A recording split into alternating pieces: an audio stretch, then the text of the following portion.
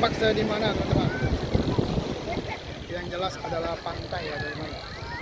Nah ini adalah pantai yang ada di Singkawang teman-teman. Salah satu pantai, namanya adalah pantai gratis teman-teman. Wah, pantai gratis itu sesuai dengan namanya, gratis ya teman-teman. Makanya masuk di sini juga tanpa tiket. Kita hanya membayar uang parkiran motor saja, yaitu sebesar 5.000.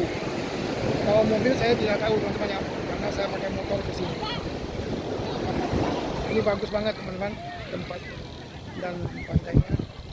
Ramai juga yang mandi. Tempatnya juga gede.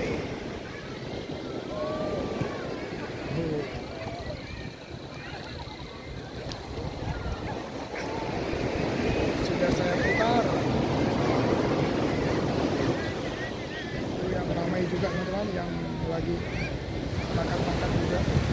Itu ada pondok-pondoknya juga di sana.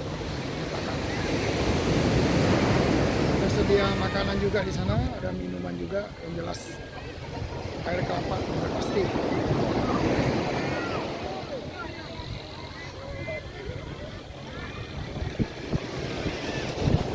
Bagi teman-teman yang belum pernah ke sini, boleh teman-teman ke sini, karena mana cari wisata yang gratis teman-teman, ya kan?